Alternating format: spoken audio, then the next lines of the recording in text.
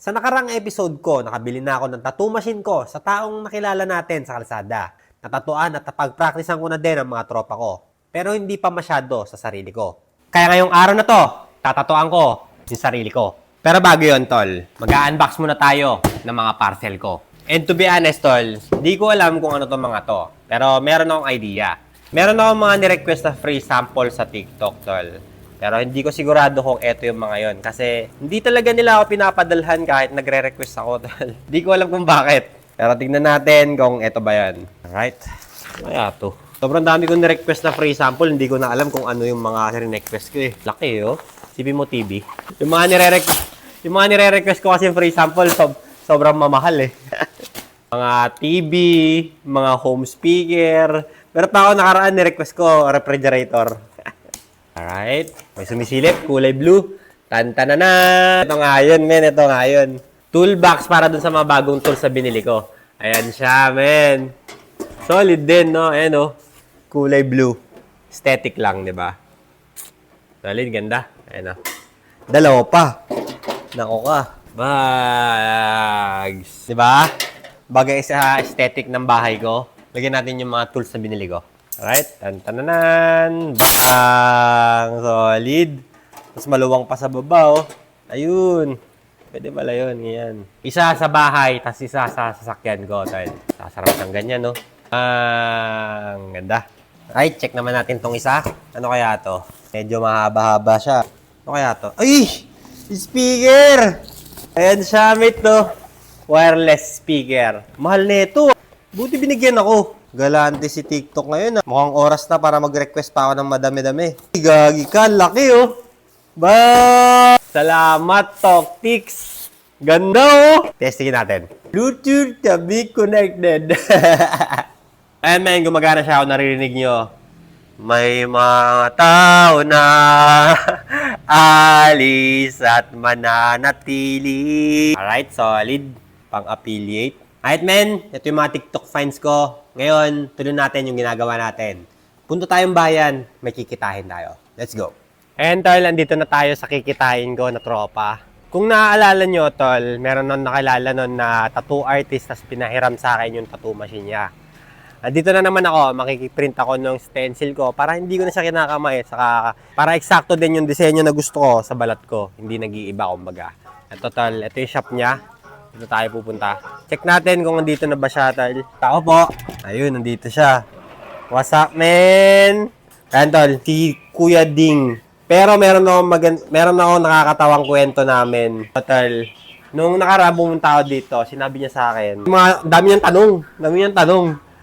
Ganto, ganyan. Tapos, ang ending ng tanong niya, magpinsan pala kami. Kaya pala Ding Chris, kasi Cristobal din yung last name niya, tol. And tol, printed na yung disenyo natin. Ito siya. Hindi masyadong makita, pero mamaya pakita ko sa inyo. Ito, kailangan ko bumili ng ganito sarili ko. Printer, pero hindi mo na ngayon. Medyo mahal yan, di ba, boss? Yan. Get lock din ako ng needle, tol. Get lock din ako, tol, ng ink caps. Ayan. Lagyan na ng mga ink. To be honest, man, hindi talaga siya nagbebenta ng tattoo supplies. Pero dito ako tumatakbo. Alright, mate. Bounce na kami. Pinsan pala. Oy, pinsan. Bounce na kami. Alright, bounce tayo. Tuloy natin yung ginagawa natin. 5-minute craft. At total, andito na din naman ako sa bayan, tol. Mag-grocery na din ako. Mabilis lang. Nabusan na ako ng mga tuna ko, tol. Kuha tayo ng 10 piraso na ito. 4, 6, 8. Yun lang, kulang dalawa. Pero safe na. Ito, men, check nyo. Bagong paborito kong kuhanan ng protein. Chicken breast nuggets. Sobrang solid na ito, tol. Sa 3 piraso, 10 grams of protein. Yan siya, oh. Solid na ito, men. Ito yung panibagong paborito ko ngayon. Kuha tayo ng 2. Saka sobrang dami din na ito. Yung susupot na to. Yung isang supot na to, kaya akong tumagal ng 1 week na ito, eh. Ayan. Kuha tayo stock natin. Ito, tol, lastly. Sugar-free na peanut butter, tol. Stevia yung gamit nila. Solid din. Kuha tayo, testingin natin kung masarap. Mabilis na gym na din. And tol, nakauwi na ako. Nakasetup na din ako. At oras na para tatuan ko yung sarili ko, men. Ito yung tatattoo ko sa hita ko. Ito siya, tol. Medyo detalyado siya kung makita nyo, men. Ito siya. Bilog-bilog. Sobrang dami niyan. Pero ito yung sa tingin ko na mag-i-improve ng skill ko sa pagtatato. Ayan siya. Alright men, step 1 natin, kailangan natin ahitin yung mga buhok dito para hindi tumalbog yung karayom. Alright, na siguro to. Linisan natin yung spot na tatatuan natin gamit ang alcohol. At para mas maging ligtas, lagyan din natin ng antibacterial. Alright. Ito natin siya lalagay sunod dun sa korte nung shins natin. Ano ba Tagalog ng shins? Basta ito. Ano ba Tagalog na ito? Comment dyan. Ganyan. Hindi pa dito. Alright, okay na yan. Kabit natin yung stencil natin. Moment of truth. Kumapit kaya maigi yung stencil. Tantanana. Kumapit kaso, di masyadong kita. Makita ko kaya to? Ayan siya, tol. Tribal na naka half tone. Solid din, no? Good luck sa akin. Alright, linis muna tayo ng lamesa natin, men. Iwas infection lang kahit onte, di ba? Ayun yan. Yung linis sa kamay, sa gloves pala. Alright. Ink, needle, stone. Alright. Moment of truth, pre. Sakit na ito, sigurado. Dito tayo paakyat. Ay, hindi. Mas maganda bababa para hindi masira yung stencil. Sim. Dami nun, Okay. Mas maganda naka-D4 ako. Fairness, di masyadong masakit, Pero sobrang liit, di ko makita, kas. Men, medyo malayo-layo na tayo. Nasa second half na siguro tayo. Tingnan natin. Ayun. Solid din. Ayan, Solid din. Pero ito na problema. Nawawala na yung ano niya. Kailangan shortcutin natin yan. Ngalay pa ako. Wait lang. Grabe. Ito yung problema. Nawawala na yung stencil niya. Kailangan nating tapusin muna yan. Oo. Ay, dyan muna tayo. And men, patapos na tayo. Lagpas na sa kalahati. Ang napansin ko dito, tol, sobrang dali lang niya, to be honest. Sobrang dali lang niya, yung design na to. Yung tuldok-tuldok. Akala ko kanina, mahirapan ako kasi, grabe. Detalye, sabi ko. Pero hindi, tol. Mas madali ito kaysa dun sa mga solid lines. Ang problema lang naman dito, kailangan sobrang tibay ng stencil mo kasi pag nabura na siya, hindi mo pwede siyang hulaan gamit yung artistic talent mo, tol. O hindi pwede yun kasi may specific yung tuldok na yon para sa disenyo na to, tol. Ayan siya. Kaya hindi ko na kaya yung iba kailangan dire-diretso ako para hindi ko makalimutan kung nasan siya, mate. Pero ayan, nag-work naman. Patapos na yung ano niya, outline niya.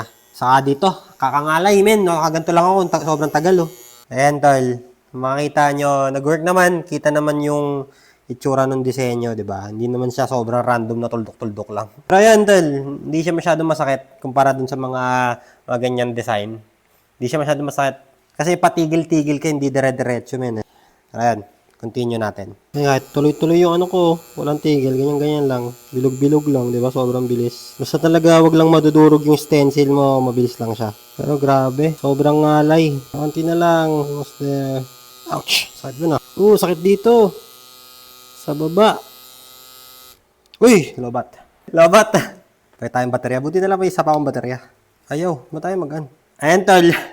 Nalobat yung makina ko. Tapos, lobat pa yung extra na baterya ko. Kaya, oras na din siguro to para magpahinga muna. Bagay, patapos naman na. Yung line art niya. Alright.